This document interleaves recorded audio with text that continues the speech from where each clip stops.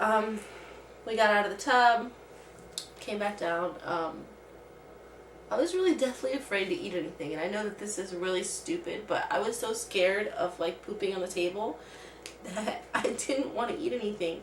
So I hadn't eaten anything since the day before at 8 o'clock in the morning, which I would not recommend because, guys, it's not exactly the smartest thing in the world to do. But once I knew I was in labor, I didn't know I was going to be in labor until for 2 days.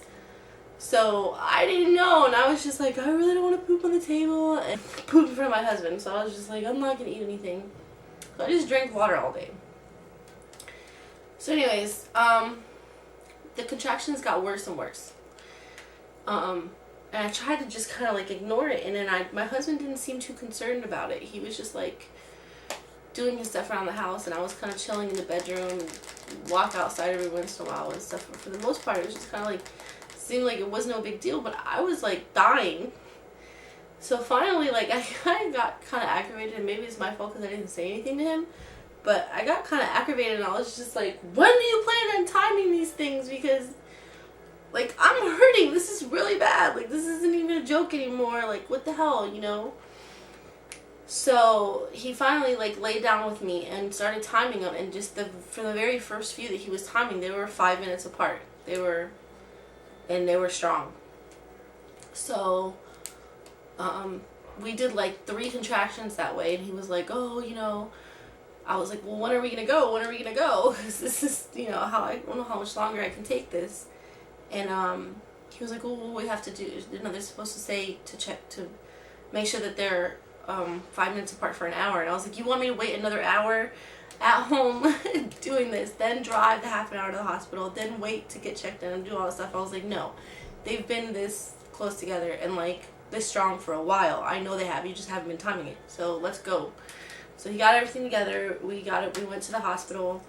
I was so deathly afraid that they were going to send me back home again. And this time I was in so much pain that I just, I couldn't fathom being sent home again. I was like, there's just no way. Either this is it and the baby's going to be here anytime soon, or I'm the biggest wussy on the face of the planet, because this was bad, bad, bad pain. So we got to the hospital. The triage room was full of women, okay? But I was the only one in labor. There was lots of pregnant women there, but I was the only one laboring. So, as embarrassing and sucky as this is, folks, I had to labor in front of a room full of people at the hospital, which, when you're having contractions really close together and you're sitting in a room full of strangers, it's not exactly the most comfortable thing. It's it's embarrassing. I'm sitting here trying to breathe through these things and hold myself together in front of a room full of people, and it just wasn't fun. And then I got nauseous and started having to throw up. So I got up and ran to the bathroom and threw up and was having contractions. So finally they called me back, or actually no, they take your blood pressure and all this stuff, and this girl is sitting here hooking me up to this machine, still in the room with all the people in there, trying to take my blood pressure, and I'm having contractions. It's just I thought the whole process was ridiculous. I'm like, hello, obviously I'm in labor. Get me in the back. Let's get things started. I just didn't understand what was going on. But anyway, they finally pulled us into the room, and I had to give a urine sample. So when I went to get my urine sample, I noticed that I had lost my mucus plug in the toilet. So I went back to the room, told my husband I lost my mucus plug, whatever, told the nurse. Now, by this time, my contractions were every 2 minutes apart. So they weren't really even ending before the next one was beginning. So by this time, I was flipping out. I was just going crazy. They were horrible. And the first nurse that I had was just absolutely horrid. I mean, from putting my IV in to when she gave me my exam, I'm having contractions. This lady had no compassion. She's just whatever, and I'm having a contraction, and she's just pushing on my stomach, and she was just not gentle at all. She was very, very rough. She shoved my IV in and then pushed all over it, and I've never had anyone do that. I've had lots of times where I've been poked, and they never shove the needle and rub it around on top of your skin, and this lady was just nuts. And she's like, don't panic, don't panic. That's all she kept saying to me was, don't panic, don't let it get the best of you. I'm like, hello, I'm having a baby. So by the time we were in the room, my whole hold it in and like try to be strong was gone. I was just screaming, and I was just like, I can't do it, I can't do it. I mean, I wasn't screaming at the top of my lungs, but I was definitely talking very loud. Telling my husband, I was just like, I can't do this, I can't do it, I can't do it. Oh Jesus, and make it stop, make it stop, make it stop. And he didn't know what to do, and you know, we'd planned out this whole thing of like breathing and him massaging me and doing all these things like we had done at home, but when we were at the hospital, it was like they were so close together that there was no way for him, and it was just like, I just like, don't touch me, don't touch me. And I was like beating the bed rail, like when they first start, because the first initial beginning of the contractions are the worst. I was like beating the bed rail and just like kicking. And I'm telling this woman, I'm just like, oh my God, I can't do this anymore. Like, when are you going to get me the epidural? Oh my God. And she's just like, oh, we can't do it. And she's, oh yeah, I forgot. During the exam, she was like, oh yeah, your water's broken. And she said I was about 3 centimeters. So, then it was just basically they left us in the room, and I just kept laboring while we waited for a room upstairs in labor and delivery. And we waited until finally the wonderful words, your room is ready, came.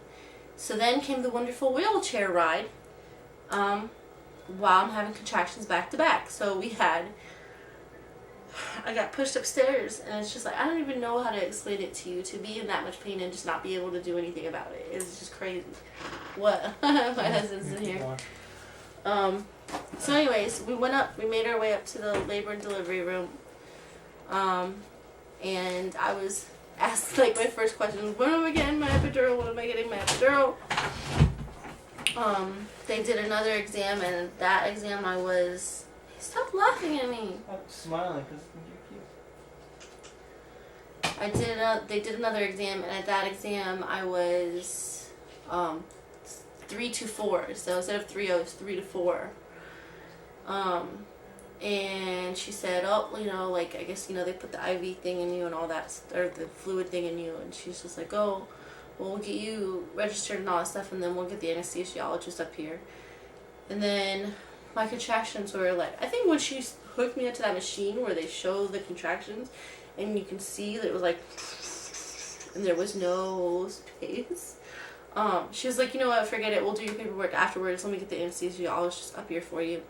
So I got the anesthesiologist up there for me, and I think that was the part of labor that I can say I was the most proud of, because